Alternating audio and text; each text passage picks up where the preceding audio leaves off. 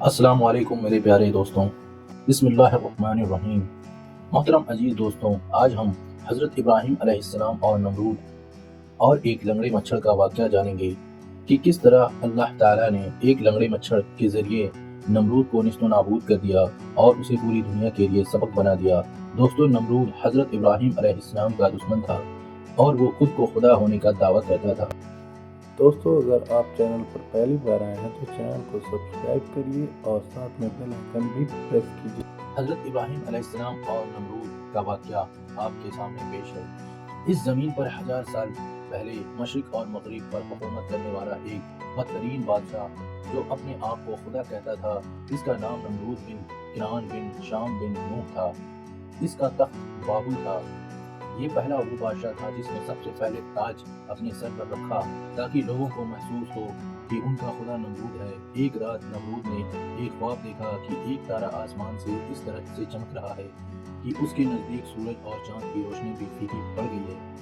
جیسے ہی نمرود بیدار ہوا، نیند سے اٹھا، اس نے پہلے محل کے نجومیوں سے خواب کا مطلب پوچھا تو انہوں نے بتایا کہ تمہاری سلطنت میں ایک ایسا جوان آئے گا جو تیرا رعب اور دبدبہ ختم کر دے گا اور تیری اس حکومت کو تباہ کر دے گا۔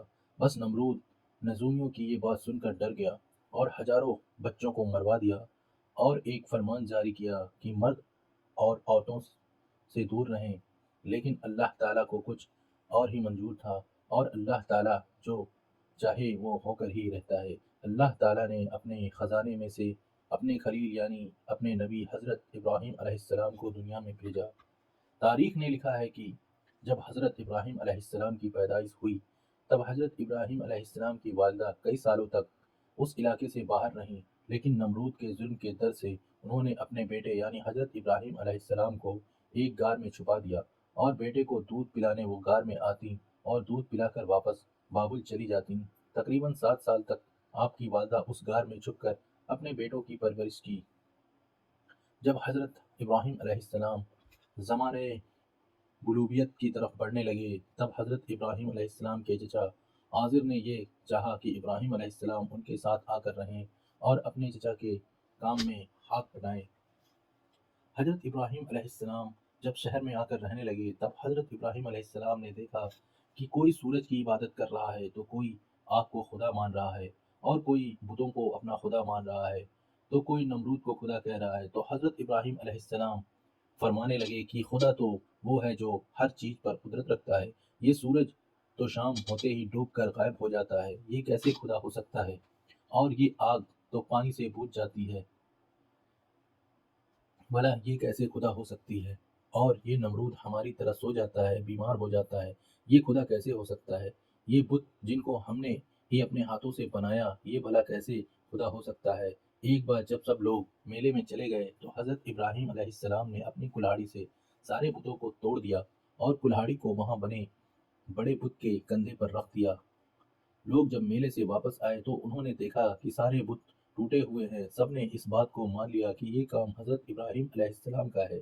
حضرت ابراہیم علیہ السلام نے اس پر کہا کہ دیکھو، پوچھو کہ شاید اس بڑے بت نے ہی ان سب کو توڑا ہو۔ سب حیرت سے ابراہیم علیہ السلام سے کہنے لگے کہ یہ پتلا بھلا کیسے توڑ سکتا ہے؟ اس کے بعد حضرت ابراہیم علیہ السلام فرمانے لگے کہ میں بھی تو یہی کہنا چاہتا ہوں کہ جب یہ بت کسی کو توڑ نہیں سکتا تو یہ پھر ہمارا خدا کیسے ہو سکتا ہے؟ اس کے بعد نمرود آگ ببولا ہو گیا اور اس نے یہ حکم دے دیا کہ ایک بڑی آگ جلائی جائے اور ابراہیم کو اس طرف سے اس آگ میں جلایا جائے کہ لوگ اس سے ایک سبق حاصل کر لیں۔ 2 سالوں تک لکڑیوں کو جمع کیا گیا اور ایک بہت بڑی آگ جلائی گئی تو فرشتوں نے اللہ تعالیٰ کی بارگاہ میں ایک فریاد کی، اے اللہ، ہمیں حکم دیں کہ ہم تیرے خلیل کو بچا سکیں۔ تو اللہ تعالیٰ نے فرشتوں سے کہا، جاؤ دیکھو، اگر ابراہیم تم سے مدد چاہیں تو ضرور اس کی مدد کرنا۔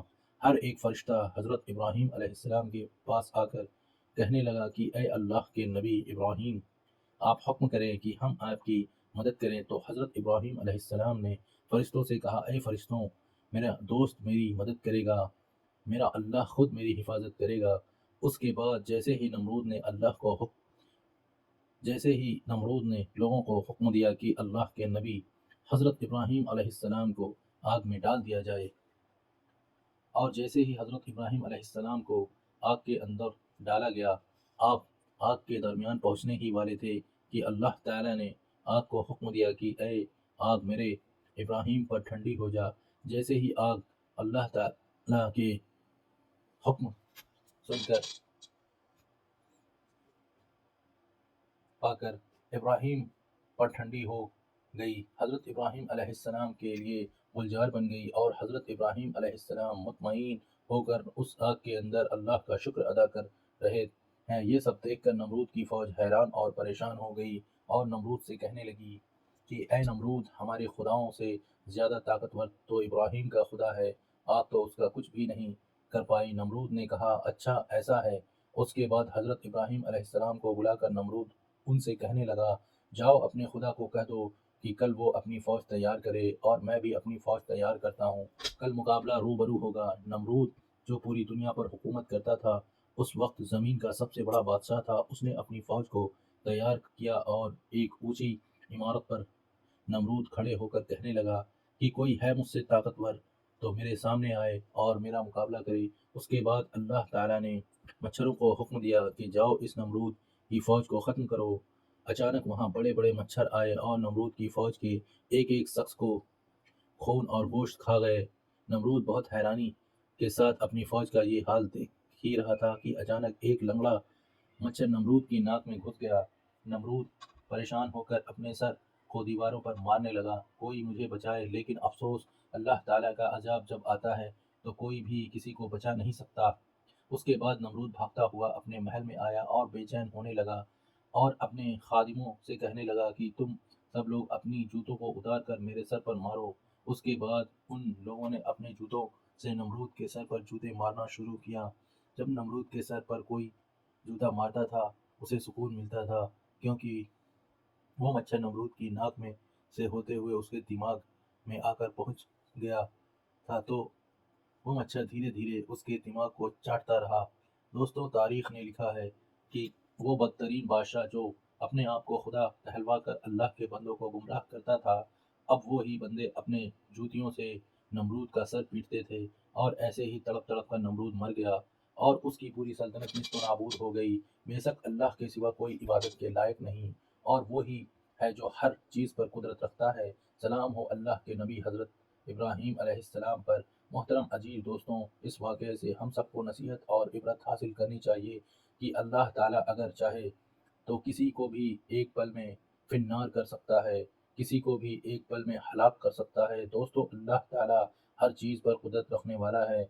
इस वाक़या से हमें सबक मिलता है कि नमरूद जो मशरिक़ और मगरिब पर हुकूमत करता था, जो अपने आप को खुदा होने का दावा करता था, जिसको अपनी ताकत, अपनी दौलत और अपनी शोहरत पर बहुत घमंड था, उसे एक लंगड़े मच्छर ने हलाक कर दिया। ये शान है परवरदिगार की, वो चाहे तो कमज़ोर से कमज़ोर चीज़ को भी ताकतवर पर काबिज कर सकता है। अल्लाह हर चीज़ पर कुदरत रखता है। अगर वो ना चाहे तो एक पत्ता भी अपनी जगह से हिल नहीं सकता, वो ना चाहे तो हवा चले और वो ना चाहे तो ज़मीन अनाज ना उगाए, वो ना चाहे तो इंसान सांस भी ना ले सके।